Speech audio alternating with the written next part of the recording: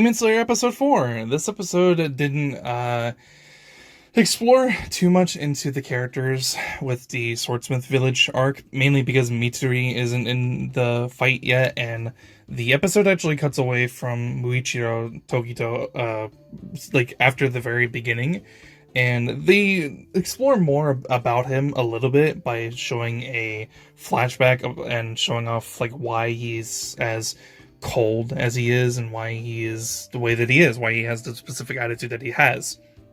And it's because we can insinuate that he lost his memories at some point in his life when he was younger, and he was eventually taken in by the leader, the master of the Demon Slayer Corps, and he basically just told him, just continue to live, right? And no matter how insignificant something happens, as long as it helps you regain your memories, then, it'll work out in the end. And that's basically what Muichiro is kind of like there for. He serves as one of the members of the Hashira for the Demon Slayer Corps, but he's also trying to regain something that he's lost, which is his memories. Something very traumatic must have happened in his life for him to lose his memories, because when we see him in a flashback, he's actually very significantly injured. So something happened to him. We're probably going to see more of that in the next coming episodes as they come out. We're going to have to... It will be interesting to see like how they tackle it, though, because we already know how many episodes there are supposed to be in this season, which is 11, which is the same amount of episodes as there was for season 2, or rather the Entertainment District arc. And I guess my only problem is that I wish it was longer, right? Because it gives more breathing room to be able to explore the characters. But I guess it's trying to keep up with like the same sort of pacing the manga has, and that's why they only have 11 episodes, which, it's not really that big of a deal, but I still honestly wish that there were more episodes, because Demon Slayer is so entertaining to watch. And I kind of also want to bring up some point that was made about the last episode that a lot of people were making online, and it was the CG on the like fish, like demon monster that was in the last episode, and more of them show up in this episode at the very end as well, just before Mitsuri is about to enter the fight. And I don't think it looks that bad, right? I really don't think it looks as bad as a lot of people were trying to make it out to seem like. I've seen a lot worse CGI in anime, I've seen a lot worse CGI in general. So to say that this is bad, is kind of hilarious, considering that Demon Slayer has been known to be able to, use CGI to its fullest extent and use some creative liveries with the CG along with actual hand-drawn animation. So, people are going to say what they're going to say.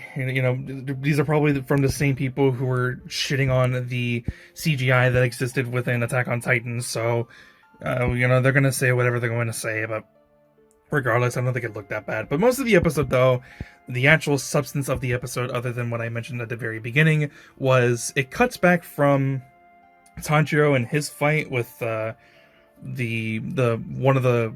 So there are 4 like halves of the Upper Moon 4, and Tanjiro is fighting the one that's able to fly, and the emotion that it has is joy. Meanwhile, Genya and Nezuko are fighting the other 3. And I don't know what their emotions are. One of them is like anguish, I think, and the other one is like or sadness or anguish, and the other one is like anger or something. I don't really remember. I didn't actually see it. Kind of went by really fast as I was like looking at it, so I'm gonna have to rewind it back and see what they were. Anyways, it's not really that big of a deal. The point is that the episode focuses more so on showing... Honestly, I actually really like this. It shows the like huge progression in terms of combat abilities that Tanjiro and even Nezuko have been able to gain in the short amount of time they've been working with the Demon Slayer Corps. Because if you watch Tanjiro in season 1, he's way more, he's way more experienced, and we see that. We like visually get to see that by him coming up with ideas on the spot as he's fighting this demon who's way more powerful than him. And his intuition abilities have also significantly increased as well, because at a certain point when he's fighting like the joy, like flying one, he comes up with an idea to get him back over to where Nezuko and Genya are, and he stabs him, obviously in his mouth, and he realizes that slicing their tongues actually, it takes longer for them to be able to recover. He reaches back to the building that they're at, and then he cuts off the foot from the flying one and uses that as basically a conductor for the electricity from the one with the staff. And he just figures that out with just pure intuition, and he manages to be able to use that to be able to save his sister from continuing to keep getting electrocuted, and seeing more of Nezuko being able to actually be capable within a fight as well, because before she just used pure pure strength, right? She was very straightforward with her combat abilities, and she just used raw power, and she still mostly does that, but now she's much more capable of being able to use her actual blood demon art and her flames. And we know that she's going to actually be able to be capable of doing much more than just using them to light an enemy on fire and do continuous damage with it. So it'll be interesting to see what else that she can do with it. We already know that she can heal allies with the flames, so it'll be interesting what she can do against other enemy types and other enemy demons. So just seeing more of the Kamado siblings being able to gain more combat experience and being much more formidable fighters is very interesting. But ultimately, by the end of the episode, both of them are now kind of knocked out and incapacitated, and obviously one of them is probably going to end up waking up, or maybe Mitsuri is probably going to show up right as they're about to do the killing blow, and she saves them. And then meanwhile, Genya is just getting stabbed, and he's bleeding out and stuff, but he's refusing to die. I saw this in another video last week, and Genya is pretty much just another Bakugo type character, and that's ironic considering that in Japanese he has the same voice actor as Bakugo from My Hero Academia. So I think it's going to be interesting to see what else we see from Genya, and it kind of feels like he has a very bad blood relationship with his brother. So if we see more about that, it'll be interesting to see what ends up happening between the two of them. But he just sort of is another Bakugo-esque type of character, and so he's not really all that interesting, unless they somehow give him something interesting to actually be able to do, and so, something about his character that's actually unique within the story, other than just being a demon slayer Bakugo.